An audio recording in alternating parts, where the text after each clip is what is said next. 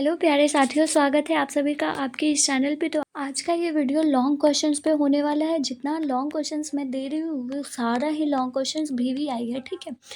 लगभग इस वीडियो में आपको 40 लॉन्ग क्वेश्चंस मिल रहे हैं विथ सॉल्यूशन आप सभी को यहाँ पर मैं दे रही हूँ, ठीक है। लेकिन वीडियो में आगे बढ़ने से पहले ही बता देती हूँ, प्लीज़ चैनल को सब्सक्राइब कर लीजिएगा और अगर वीडियो पसंद आया तो प्लीज़ एक लाइक कर दीजिएगा, ठीक है। देखिए, ये सारे प्रश्न ऐसे हैं जो कि आपके परीक्षा में पूछे जाने वाले प्रश्न है, ठीक है। जो आपकी परीक्षा में पूछा गया है, ये समझ सकते हैं आप प्रीवियस ईयर क्वेश्चन है। दूसरी बात कि ये जितने 40 क्वेश्चन है, 40 क्वेश्चन के अंदर भी मैं बताऊंगी कि कौन से क्वेश्चन डेफिनेटली आने वाले हैं। तो उन सभी क्वेश्चन को पढ़ लीजिएगा। डेफिनेट आने वाले हैं तो आने वाले हैं, ठीक है। उस सभी को पढ़ लीजिएगा आप लोग, ठीक है, ताकि आपके एग्ज़ाम में जब आप अपने एग्जामिनेशंस में हॉल में जाओ तो एकदम क्लियर कट रहे कि आपको ये क्वेश्चंस बनाने हैं, ठीक है। एकदम परफेक्ट है, समझ गए।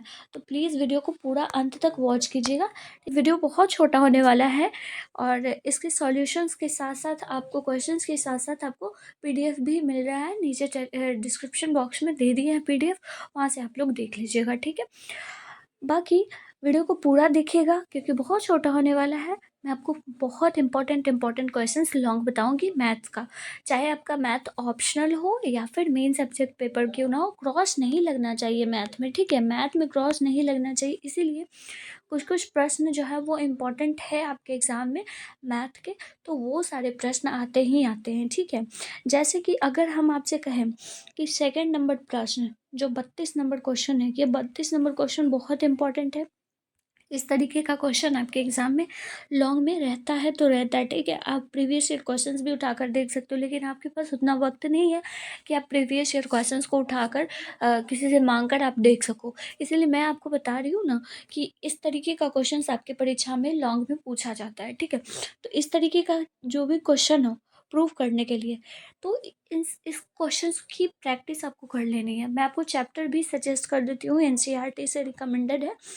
उन सभी चैप्टर्स को पढ़ लीजिएगा आप लोग। जैसे कि आपका एक्सरसाइज है डिटर्मिनेंट चैप्टर, जो 4 नंबर चैप्टर है, उसका जो भी मिसलिनियस पार्ट है जी, ठीक है। मिसलिनियस पार्ट वाले क्वेश्चंस को, सारे क्वेश्चंस को कर लेना है, चाहे मिसलिनियस का एक्सरसाइज हो या फिर इनर एक्सरसाइज हो, ठीक है।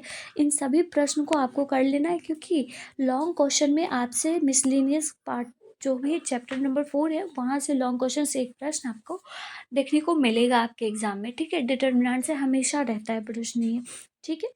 दूसरी बात ये कि आपके जितने भी डिफरेंशिएशन इंटीग्रेशन के क्वेश्चंस यहाँ पर हैं, इन सभी प्रश्नों को देख लीजिएगा क्योंकि ये सारे प्रश्न आपके डिफरेंशिएशन इंटीग्रेशन से पूछे जाते हैं लॉन्ग क्वेश्चन में।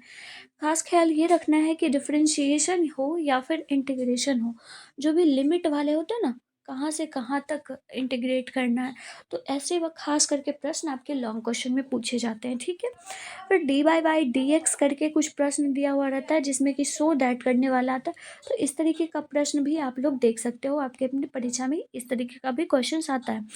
अगली बात कि इस 36 नंबर क्वेश्चंस को मत कीजिएगा, ठीक है। इसको मत कीजिए, इसको छोड़ दीजिए क्योंकि ये 36 नंबर क्वेश्चन आपके दूसरे चैप्टर से है जो कि आपके एग्जाम में रेयरली ही, शायद संजोग ही कभी पूछा गया हो, इसीलिए 36 को छोड़ दीजिए, ठीक है। 37 नंबर क्वेश्चन वेरी इंपॉर्टेंट है, ठीक है। 37 नंबर क्वेश्चन को पढ़ लीजिए क्योंकि इस तरीके का क्वेश्चन आपको वेक्टर अलजेब्रा या फिर 3D से क्वेश्चंस मिलते हैं, ठीक है। वेक्टर अलजेब्रा से 3D क्वेश्चंस मैं आपको बता देती हूँ कि कौन कौन से चैप्टर से आपको लॉन्ग क्वेश्चन देखने को मिलेंगे। इस प्रश्न को आप लोग देख लीजिएगा। बाकी आप इस क्वेश्चंस को भी देख सकते हो। इस क्वेश्चन से हेल्प ये मिलेगी आपको कि आपको शॉर्ट क्वेश्चन में भी हेल्प रहेगा और शायद लॉन्ग क्वेश्चन में भी ये प्रश्न आ जाएगा 38 नंबर, ठीक है। बाकी मैं अगर आपको बताऊं कि आपके एग्ज़ाम में कहाँ से लॉन्ग क्वेश्चन पूछे जाते हैं, तो देखिए, सबसे जो इम्पोर्टेंट है डिटर्मिनेंट से वो पूछा जाता है। डिटर्मिनेंट से जो भी प्रश्न रहेगा वो सारे प्रश्न को पढ़ लीजिए, वो भी मिसलिनियस पार्ट को ज़रूर पढ़ लीजिए, ठीक है। उसके बाद फिर दूसरा पार्ट आता है आपका वेक्टर वेक्टर वेक्टर 3D से पढ़ लीजिएगा, ठीक है। वेक्टर 3D का पूरा जितना भी क्वेश्चंस है इंपॉर्टेंट, जो भी अभी यहाँ पर 40 क्वेश्चंस दिए गए, उन सभी को प्रश्न को कर लीजिएगा, ठीक है। नेक्स्ट पार्ट आता है आपका डिफरेंशिएशन से आता है, डिफरेंशिएशन विथ इंटीग्रेशन, ठीक है। इंटीग्रेशन भी आता है आपके परीक्षा में, इंटीग्रेशन में जो कि लिमिट वाला आता है, ठीक है। इंटीग्रेशन को भी आप लोग देख लीजिएगा। उसके बाद फिर लास्ट पार्ट आता है आप लोगों का LPP से, लीनियर प्रोग्रामिंग प्रॉब्लम। ये इतना चैप्टर अगर अभी भी पढ़ लेते हैं आप, तो आपका लॉन्ग क्वेश्चन पूरा बनेगा, फुल में फुल मार्क्स आएंगे लॉन्ग क्वेश्चन से, ठीक है। तो इन सभी को पढ़ लीजिए। इसका एक्सरसाइज मिसलेनियस पार्ट है, इसका 3D वाला को देख लीजिएगा। डिफरेंशिएशन इंटीग्रेशन में लिमिट वाले जितने भी क्वेश्चंस बनते हैं उन सभी को देख लीजिएगा। और ये इतना में से डेफिनेट है कि ये चारों में से आता ही आता है प्रश्न। तो आपको यहाँ से डिफरेंशिएशन इंटीग्रेशन से 2 प्रश्न देखने को, 2 से 3 प्रश्न देखने को मिलेंगे। LPP का 1 प्रश्न रहेगा, वेक्टर एंड 3D का भी 1 से 2 रहता है, ठीक है। तो आप जो चॉइस बने वो आप बना सकते हो। डिटर्मिनेंट से 1 प्रश्न रहता है। तो यानी कि आपको डिटर्मिनेंट से 1 प्रश्न, LPP से 2 प्रश्न, और उसके बाद फिर डिफरेंशिएशन इंटीग्रेशन से 3 प्रश्न, और उसके बाद फिर लास्ट में डिटर्मिनेंट से 1 प्रश्न। तो 2 2 4 3 7, तो ऐसे ही कुछ कुछ लगभग मैच करते हैं। तो 6 से 8 प्रश्न आपको एग्जाम में रहता है, जिसमें 4 बनाना है। तो आप कोई भी सेलेक्ट करके आप बना सकते हो परीक्षा में, ठीक है। तो इस तरीके से आपको पढ़ लेना है। अभी भी 9 दिन 10 दिन बचा हुआ है, उसको अच्छे तरीके से पढ़ लीजिए। यहाँ पर आपको हम सॉल्यूशन भी दे दिए हैं। प्रोबेबिलिटी अगर आपको अच्छे से आता है तो प्रोबेबिलिटी का क्वेश्चन आप सॉल्व कर सकते हैं। बाकी डिटर्मिनेंट का क्वेश्चन ये है, ये सब देख लीजिए, आप लोग पढ़ लीजिएगा, ठीक है। LPP का ये सारा प्रश्न आता ही आता है। LPP का वर्ड प्रॉब्लम नहीं करना है, सिर्फ एक्सरसाइज 1 कर लेना है, ठीक है। वो उतना कर लेंगे, आपका 5 नंबर आराम से यहाँ पर बन जाएगा। ओके, देखिए विथ आपको ग्राफ, यहाँ पर ग्राफ भी ड्रॉ करने के लिए बता दिए।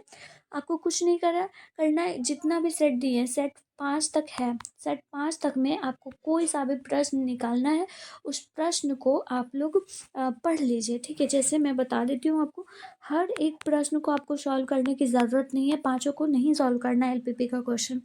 एक क्वेश्चन देखिए, वही क्वेश्चन आपके लिए आंसर के रूप में सारे में बन जाएगा, बस सीख लीजिए। मैं आपको एक वीडियो का लिंक देती हूँ, वहाँ से LPP का क्वेश्चन समझ लेंगे तो यकीन मानिए वहाँ से आप आराम से सीख जाओगे, और किस तरीके से लिखना है आपको कॉपी में वो भी सीख जाओगे। अगर आपको लगे तो मैं आपको नीचे लिंक दे दूँगी, वहाँ से आप लोग देख लेना, ठीक है। उनकी वीडियो बहुत अच्छे तरीके से वो समझाते हैं, हम भी वहीं से पढ़े थे। तो ये सारे प्रश्न को आप लोग देख लीजिएगा। LPP का प्रश्न बिल्कुल नहीं छोड़ना है, इन सभी का आपको देख लेना है, ठीक है, समझ गए। अगला कैसा क्वेश्चन है 31 नंबर भी वैसे वो उसी तरीके का है। ये सब क्वेश्चन को स्किप कर दीजिएगा, इस क्वेश्चन को देख लीजिएगा, ठीक है। इस प्रश्न को देख लीजिएगा। LPP का ये प्रश्न है, ये देख लीजिएगा। इंटीग्रेशन हो डिफ्रेंशिएशन हो, इंटीग्रेशन डिफ्रेंशिएशन का सारा प्रश्न यहाँ पर जो दिया है वो सारे को कर लीजिएगा आप लोग, ठीक है। बाकी सॉल्यूशन भी दे रखा है, आप लोग यहाँ से देख सकते हो, ठीक है। जो भी ये इस तरीके का क्वेश्चन आता है उसको स्किप कर दीजिए, इस तरीके का क्वेश्चंस बनाइए, ठीक है।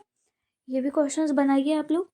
फिर इंटीग्रेशन का आप लोग लिमिट वाले क्वेश्चंस को बना लीजिए, डिफरेंशिएशन का भी प्रश्न है, ये सब बना लीजिए। इस तरीके का प्रश्न स्किप कर दीजिए, छोड़ दीजिए, बस आपको यही करना है, ठीक है।